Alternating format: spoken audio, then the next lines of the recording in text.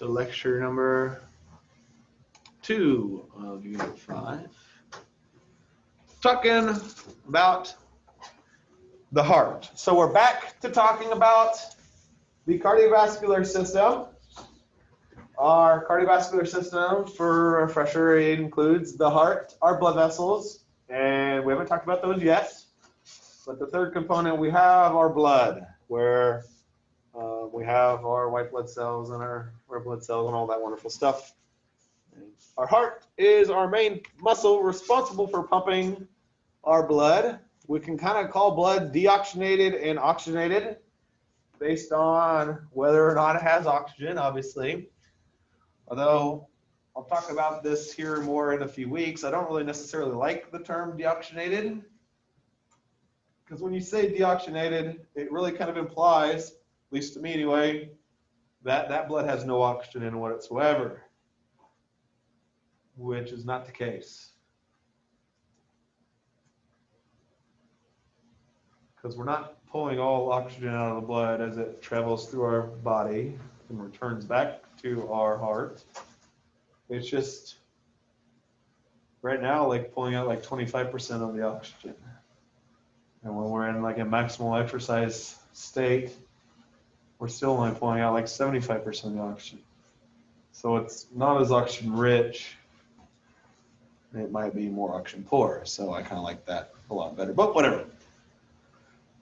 In order to do what it does, pump deoxygenated blood to our lungs to pick up oxygen, and oxygenated blood is then pumped back out of the heart to the rest of the body. It must beat constantly to circulate through our blood vessels so it can reach those body cells, allowing for the exchange of materials with them. To accomplish this, our heart beats about 100,000 times a day, adding up to 35 million beats per year and about 2.5 billion beats in a lifetime. Pretty amazing. Little anatomy here so we can kind of understand its structure, because obviously, and we've talked about this, structure affects function. 4 chambers are going to make up our heart, each serving a specific purpose. We have what we call 2 atria. Atria are the 2 superior chambers known as receiving chambers because they receive blood coming back to our heart from veins. Attached to each atrium is a ear-like extension called an auricle to allow for larger volumes of blood to fill up. And separating the atria from one another is what we call an interatrial septum, which is basically just a wall, which is what the word septum means, wall. Inter, we know, means between. Atrial, because it's between the atria, so it's just a wall between the atria.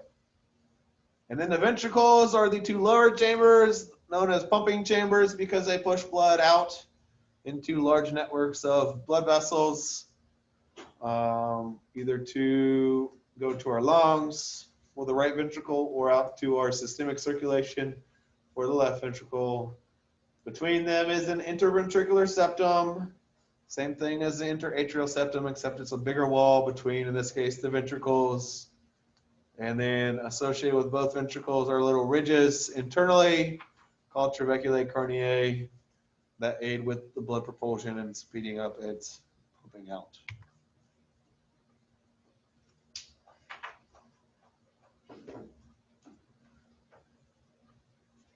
Our heart wall is made up of 3 layers. The one that really matters the most to us is the myocardium, which is the layer of muscle that is responsible for contracting and pumping our heart. The epicardium is a thin layer on the outside, helps to lubricate the heart, and the endocardium, really physiologically not that important, just as the inner lining of our heart. Surrounding our heart is a tough membrane known as a pericardium, which surrounds and protects the heart. Its actual inner layer is going to form our epicardium. The outer layer is composed of tough, inelastic, dense, regular connective tissue. And between the serous and parietal pericardium is a cavity called the pericardial cavity, full of pericardial fluid that reduces the friction between the 2 layers as our heart, moves. Associated with each side of our heart are some very important, we call them great vessels, which bring blood to and away from our hearts to their respective circulations.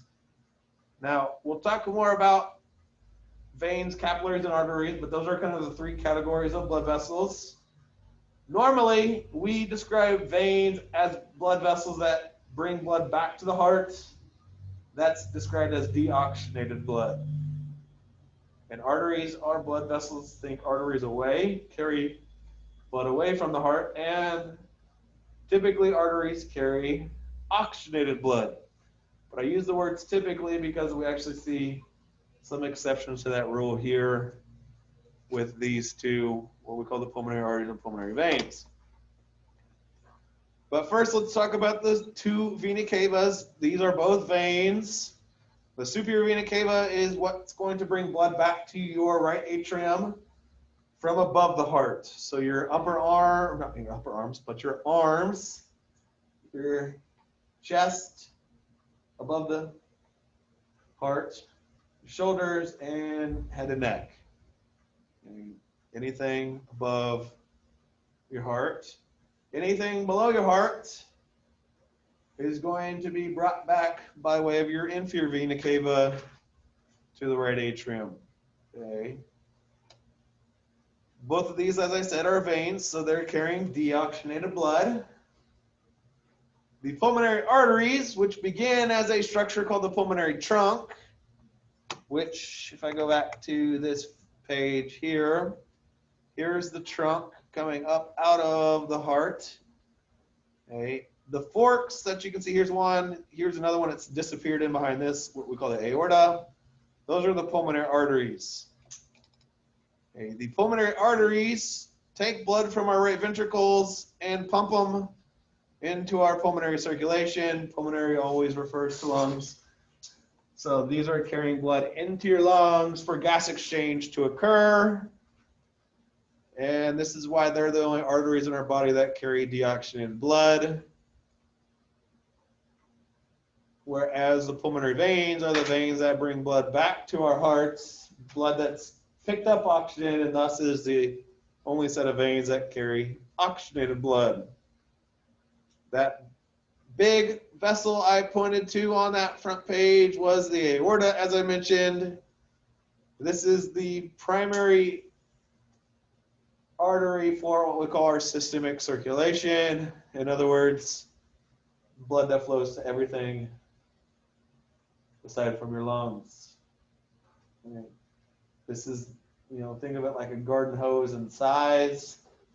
The arteries that end up going out to our head, our arms, our legs, originate from your aorta, originate as your aorta. So all other arteries, these not included, branch either directly or indirectly from your aorta. So super, super important, super big blood vessel. Now, talking about the atrium ventricles again.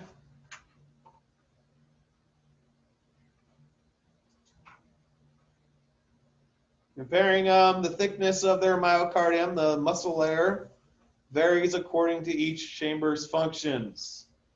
Remember, the myocardium is made up of muscle, specifically cardiac muscle. But cardiac muscle is similar to skeletal muscle in that the bigger it is, the stronger it is. Or I could say the smaller it is, the weaker it is. Okay? Well, your weakest myocardium is found in both of the atria. Because the atria, which are described as having thin walls, don't need to pump blood very far. They pump blood from the top of the heart into the bottom of the heart, from the atria into the ventricles, and don't have to pump it against very high pressure. Whereas the ventricles pump blood against higher pressures and over greater distance, and so they have to be stronger, they have to be thicker, because there's more muscle in them.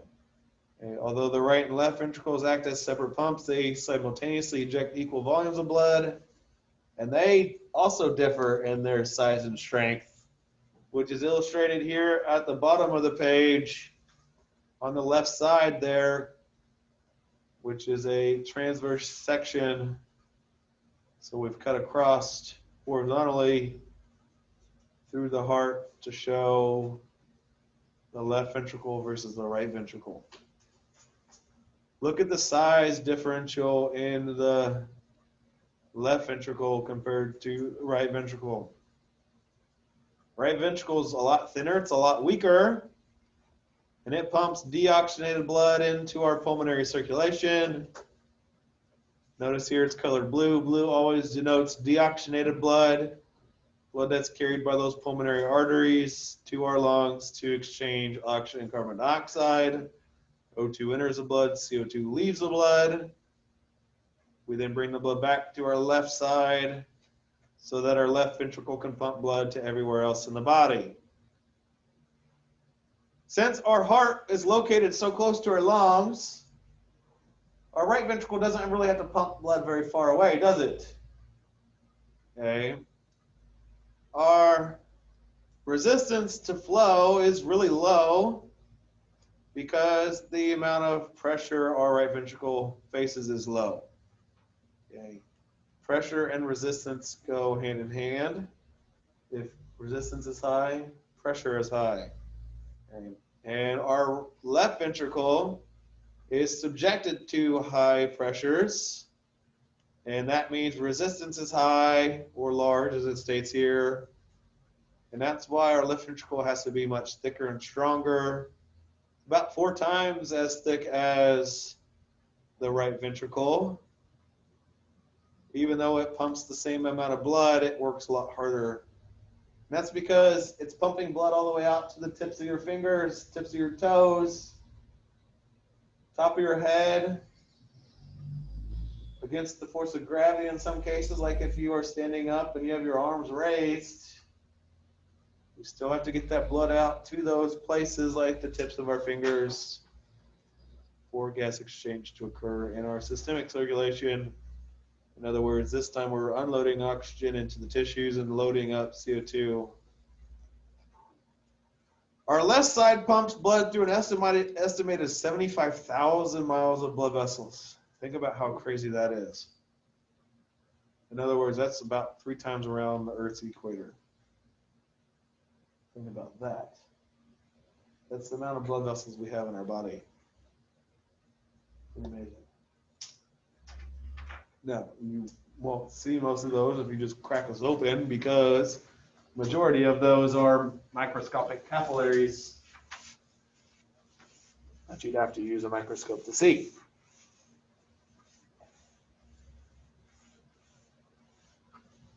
More anatomy here on this page, talking about heart valves.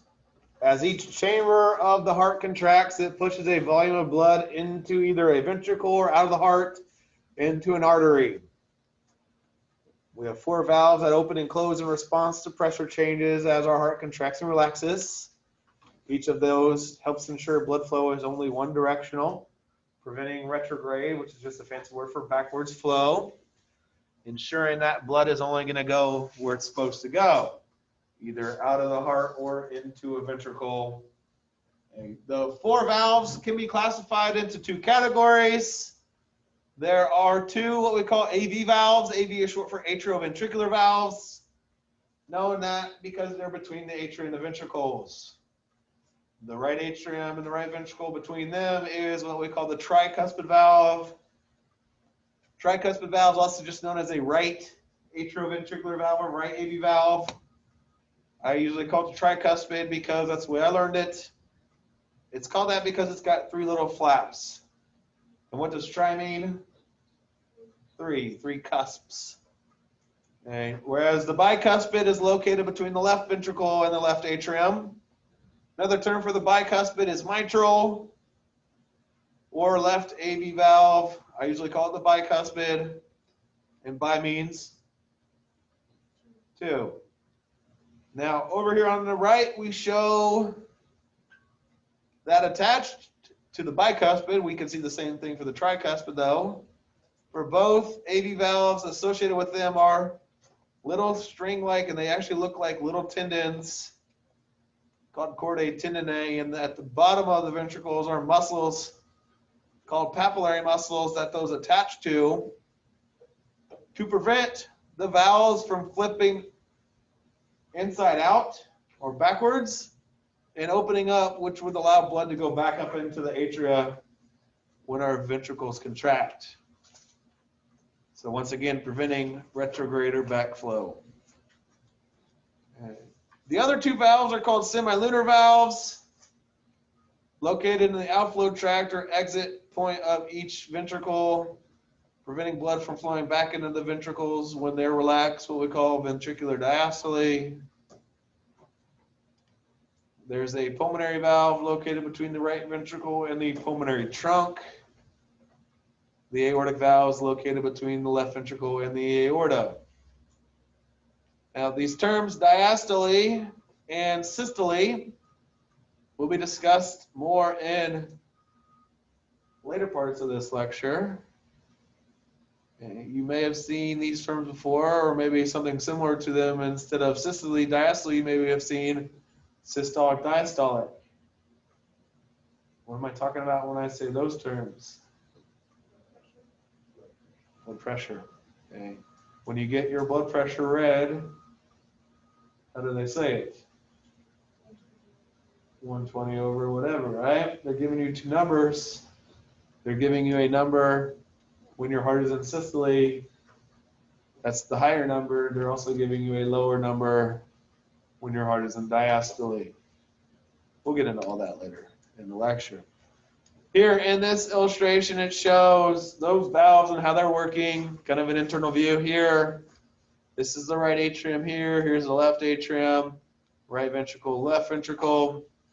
When the AV valves are open, blood is able to be pushed into the ventricles, like we show letter A, until the ventricles fill, which causes those blood vessels to close.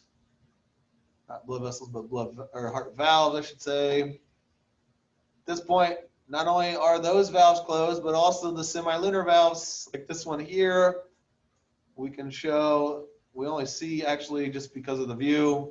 This is the pulmonary valve. The aortic valve is kind of not able to be seen. When those open up, it's because pressure has risen up really high in the ventricles, because the ventricles are contracting, pushing blood out. Notice the AV valves are staying closed until the point when blood exits the heart altogether, and that causes those semilunar valves to close back up, preventing blood from going back into the ventricles. Okay, this is where we're going to stop. This is a perfect spot to take a break until Thursday.